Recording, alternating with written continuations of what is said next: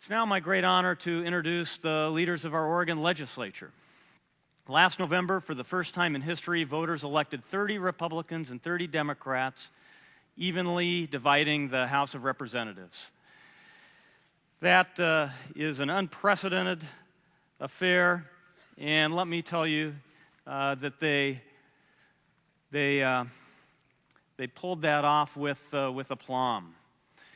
Many foresaw partisan gridlock, but fortunately, the 60 members of the House wisely selected two outstanding leaders to be their co-speakers. Both come from the southwest corner of the state. Republican Bruce Hanna and Democrat Arnie Roblan proved to be extraordinary leaders. Meanwhile, in the Senate, Peter Courtney was reelected to an unprecedented fourth term as president, and he did something extraordinary too. Even with a Democratic majority, he chose to appoint equal numbers of Republicans and Democrats to key committees, and even appointed 4 Republicans as committee chairs.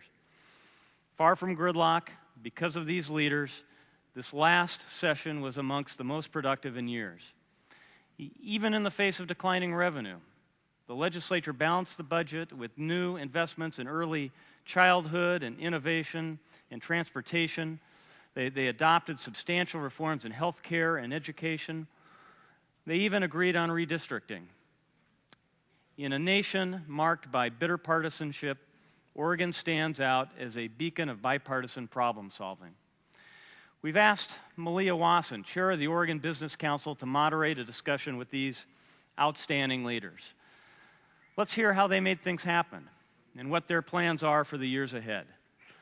Please welcome, along with Malia, my friend, President Peter Courtney, and House co-speakers Bruce, Hanna, and Arnie Roblan. Thank you. Well done.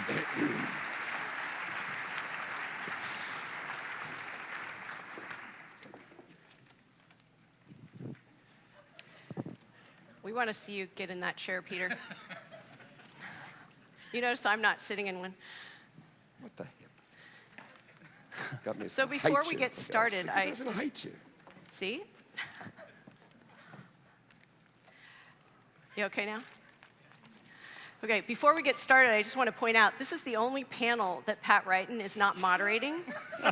So there is a little causal relationship between what President Courtney did to him, a little bit of a roasting of Pat Wrighton last year, so that's why I'm here. There was not a long line of people wanting to moderate this panel. So many people have been saying, good luck, Malia, so just don't mess with me, Peter, okay? Because the reason I got nominated is they thought I could take you, so. Because of what?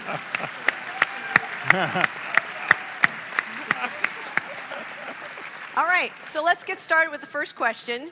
The business community and others were very pleased with the outcome of the last session, as we've talked about, and that was in stark contrast to what had been going on in Washington, D.C.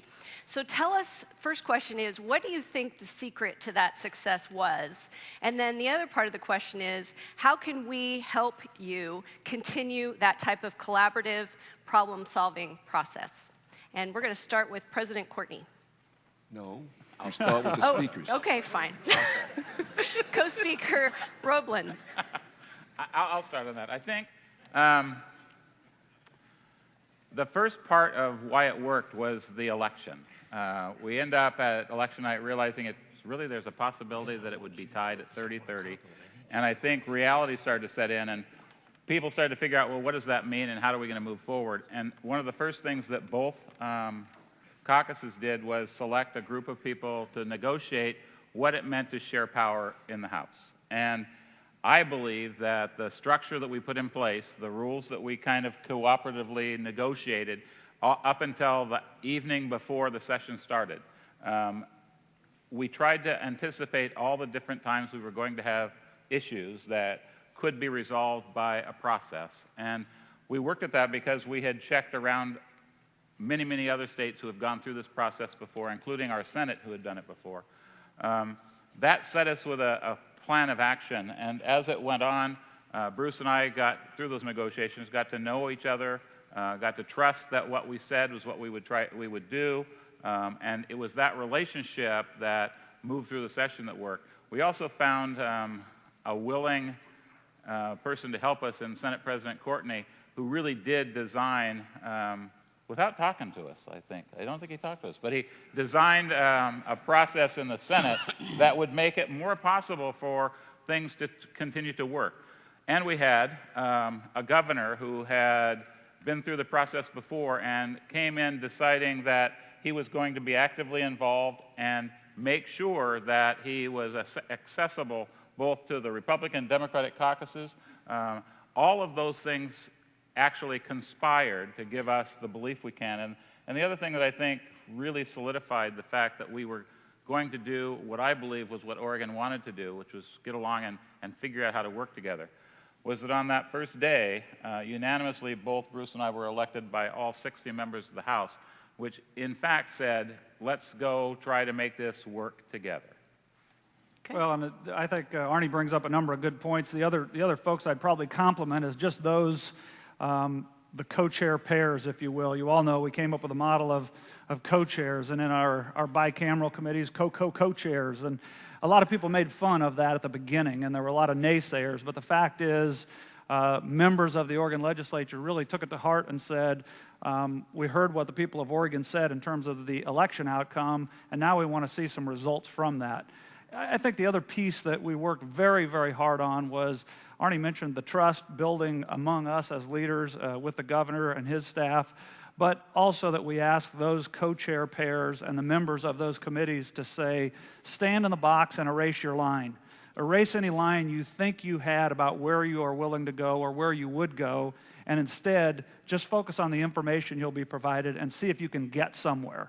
And I give a lot of credit to Oregon legislators who were put in as strange partners in terms of co-chair pairs, sometimes in difficult positions, and they persevered through that and said, we're going to get good results for Oregon. And so I really do give a lot of credit to the things that Arnie mentioned, and then our entire legislative group. It was a terrific group, and they worked quite hard. Great, thank you.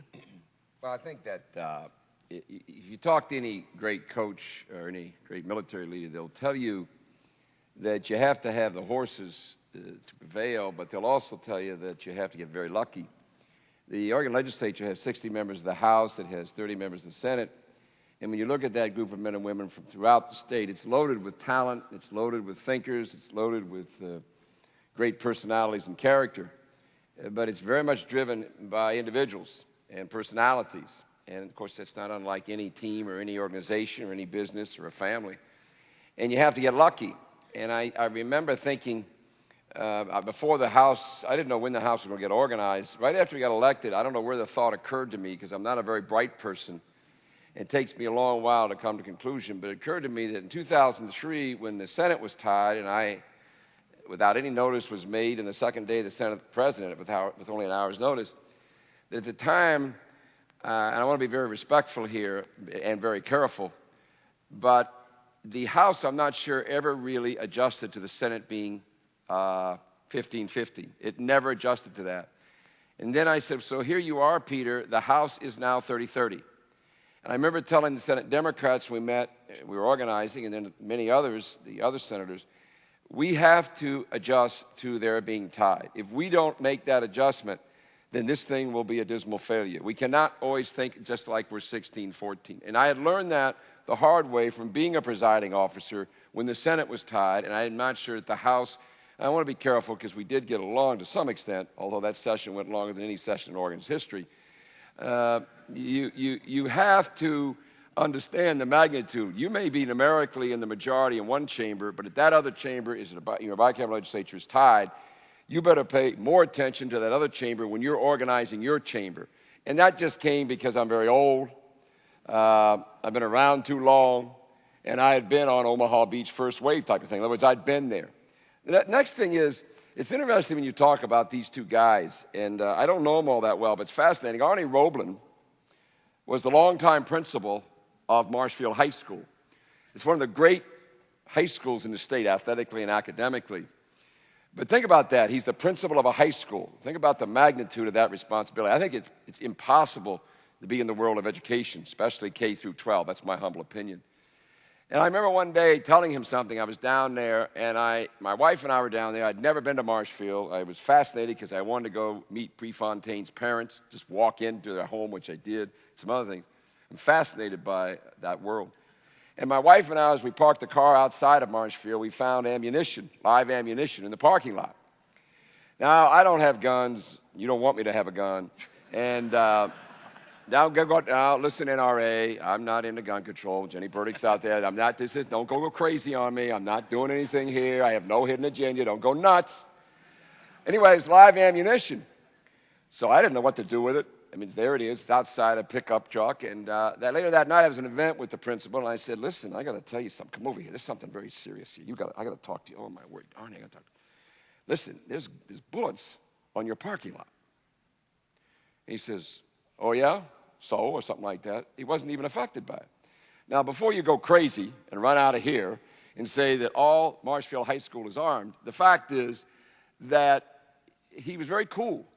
Because, first of all, it's a way of life down there, and I won't go into that. He can talk about that later. But he's very, very cool, and I was taken by that. But then you got this guy next to me, which, he comes from, I believe it's, and I had the research, and nobody will talk to us down there. I think they think we were trying to get opposition research on Bruce Hanna. Bruce Hanna, if you didn't know it, is an extraordinary athlete. All you have to do is ask him. And back on November 25th, 1977, I love to find these things out, at Parker Stadium. You understand what I'm saying? It's no longer Parker Stadium. I'm not even sure it's right. That's the big football stadium down at Oregon State. There was a state final championship game between South Umpqua High School and the Tillamook Cheesemakers. And South Umpqua, unfortunately, destroyed the poor Tillamook group. It wasn't even close, 35-7. And he was the big star. He is a big star. He'd also been in state championship games in basketball. He's a multiple athlete. And so I think all of his Myrtle Creek was out watching you that day. Now, just think about it. If I was in an athletic contest, nobody'd come see me. But his whole town shows up, and that's the kind of, you have here an individual who is studly competitive and a person here who is silently competitive. And their personality is beautiful. They have the perfect ego. They have their egos. At no time did either one of them think they had to show the other one up. That came to me halfway. They said, at no time did either one of them think that. And so there was a magic. There is a chemistry. And when you combine that with, like at my side, Senator Ted Ferrioli, who was the Republican leader, and Senator Diane Rosenbaum, because they had to stand and deliver. When you look at the chairs of committees, they had to stand and deliver. It was totally a team effort. I don't know if it'll ever be written again in Oregon's history. I'm terrified going into February. Somehow or other, we had the horses, there was the chemistry, and you had individuals, when it came to their ego, they checked it at the door. Thank God there was a point in there.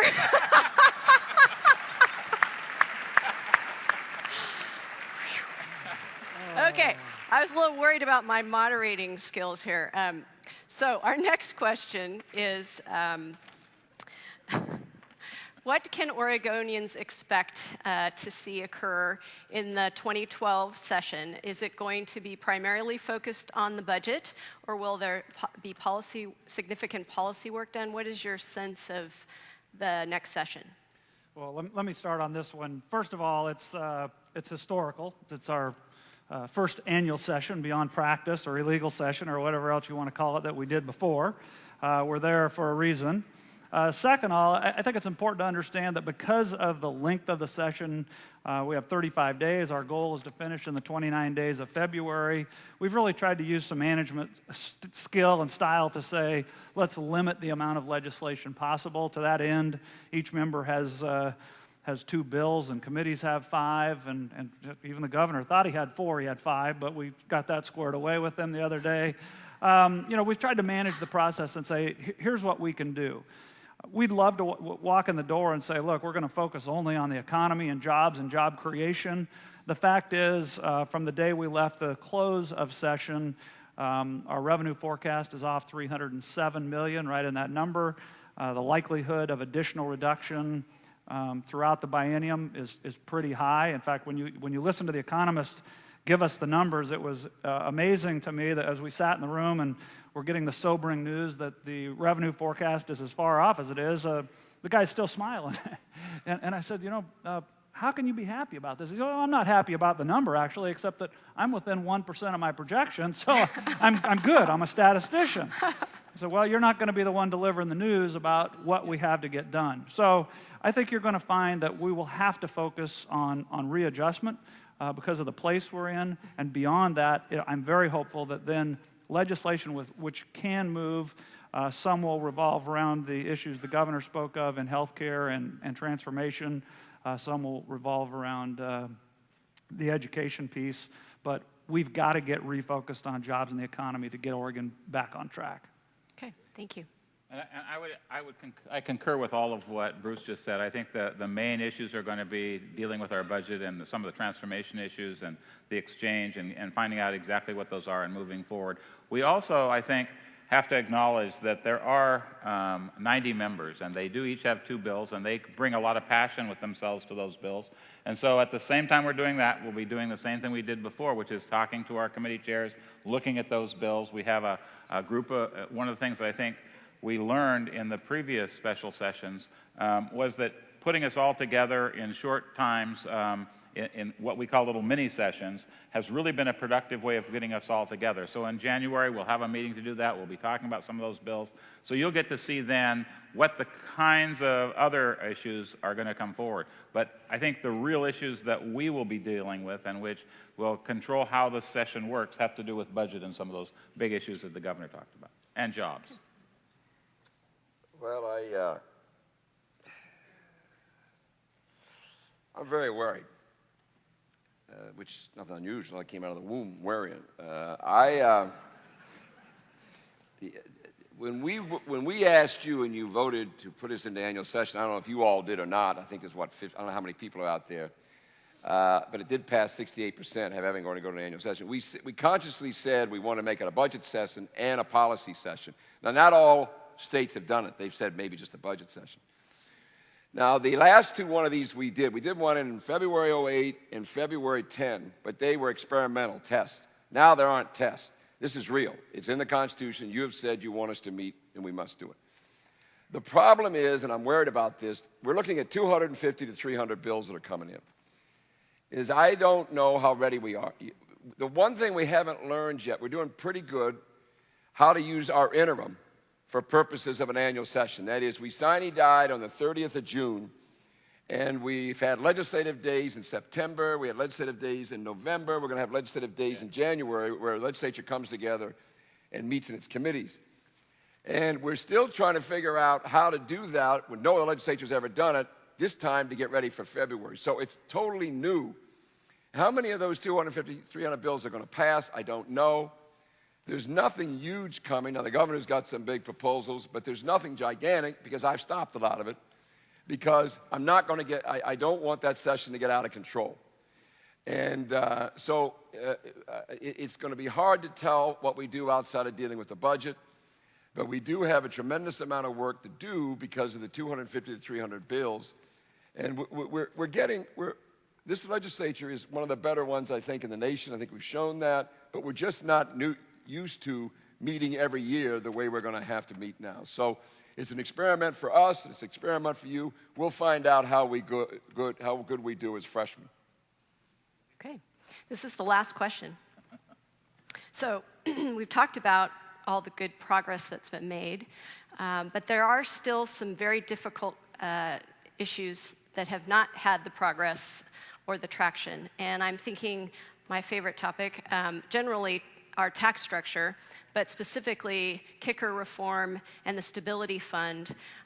How will each of you, what strategies would you use to help the state navigate through those conversations that are difficult but very necessary? I'll start on that one.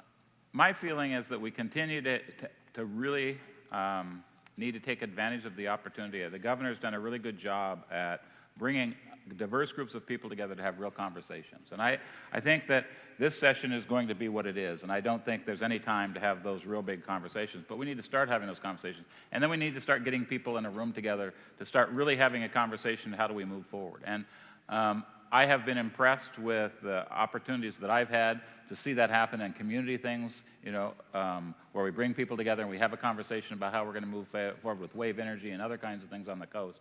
And lastly, what we did with all the community conversations that we had around marine reserves, all of those kinds of things have instructed me that Oregon works best when we get a group of people together who have a common goal, and that's to continue to make Oregon the best place we can make it possibly be, and get them together with open minds to have real conversations.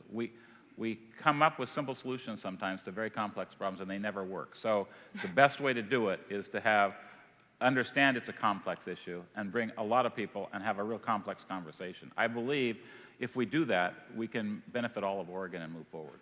Okay, good. And I am talking about the future, not the next Yeah, I session. know. So who wants to go next? Well, I'll take another shot at that. I've had this conversation, since we've had significant change in tax policy in the state of Oregon. I've spent a significant amount of time having the debate when we were working through that process, and now really diving into the data to say, what has a change in tax policy done for Oregon? Until we get completely through the filing period so that you can see the end result, the final end result, it's a little bit hard to say. But my feeling is that when you move your state to a position that you, in our case, is one of the higher personal income tax states, one of the highest short-term capital gain states, and then you have a conversation around business, you've got to talk about potential reform in those issues in order to keep high net worth individuals and those kind of folks investing in our state, because right now our tax policy is pushing them away. And probably every business person in the room could name 5 or 10 people they know of who have left our state with those resources. So that's the tax policy side that's going to have the conversation. When you talk about what do we leave on the table where there's still something to be said or reform to be had, the governor has touched on this. Certainly, I've been out there having this conversation. You still have to put state spending in line with Oregon's economies or Oregon's ability of its economy to keep up with it. And from that perspective, we still have to have a really tough conversation around the compensation and benefit packages that are offered by the state, because as long as we have spending that outpaces our economy's ability to keep up with it, even the tax policy isn't enough to tide that change.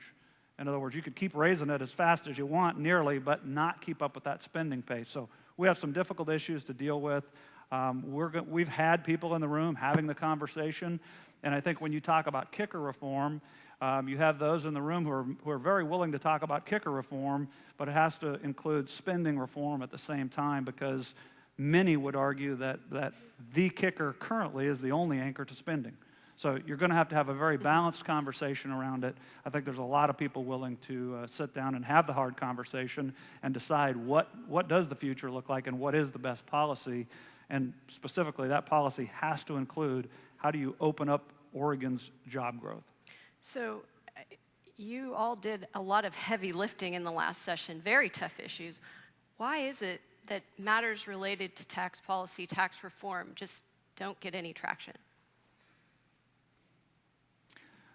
I think it's a difficult one. I mean, I'll go back again. I raised my hand and said, look, I'll go out there and I'll have the conversation.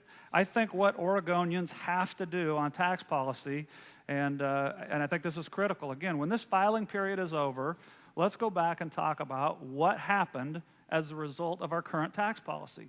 I mean, if I'm the one out there and I said, hey, look, I looked at what happened in other states where we went to the highest rate, and in those states, as much as the highest third of filers in the top bracket didn't file in that state.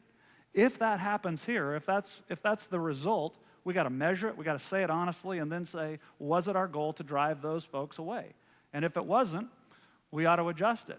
If we're wrong, we need to admit it and say, you know what, we needed the revenue, or we needed a way to continue to provide services to Oregon, and let's move forward. But it is a tough conversation. We just have to get in the room and close the door and say politely, what's going to be best for us and not make it a media frenzy. And that's one of the compliments to these gentlemen that I would say. You know, we've had some tough conversations, including with the governor, and there's never been name calling or anything like that. We've just said we're going to work hard on this issue, and we got to keep that up.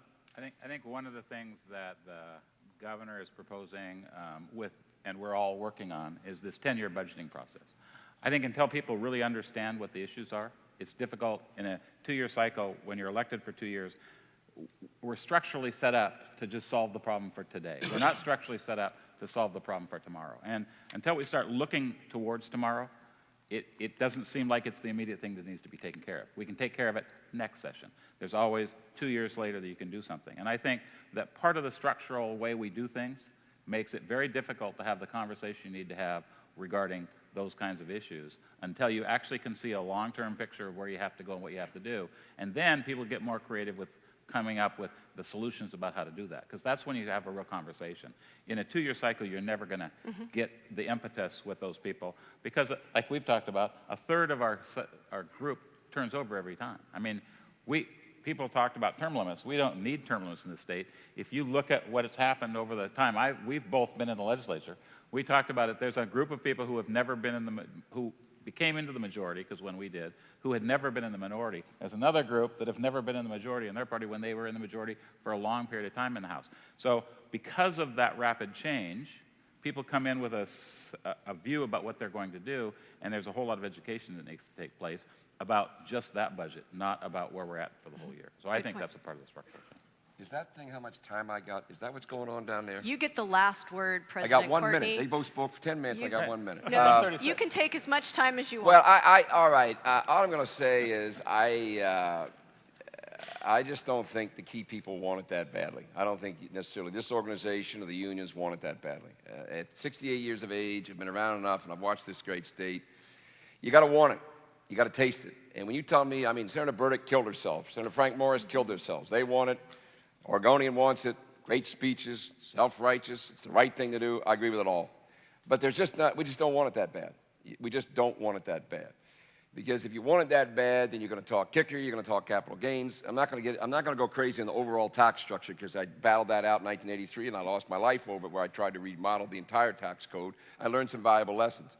First of all, the public's got to get with you eventually. And there are just not enough major organizations and key players that want this that bad. I'm sorry. I know you think that is, and I know it's part of your agenda. I don't want to insult just about everybody here. I just don't think you want it that bad.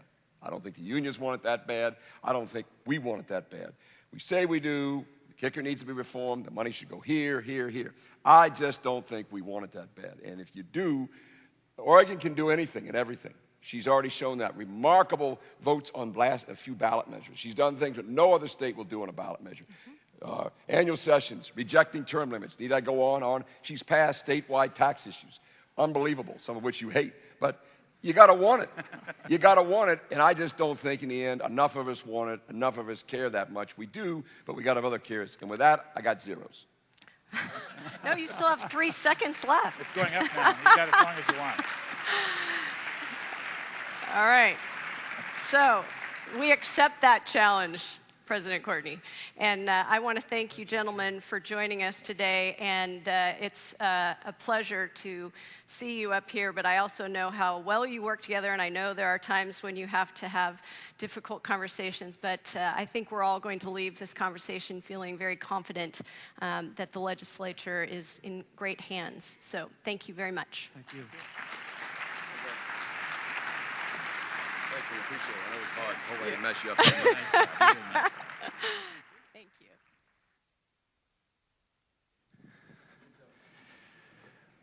Well, that Malia Wasson, she is tough. Hey, thank you. All kidding aside, what a tremendous set of leaders. We appreciate your efforts. We appreciate your insight.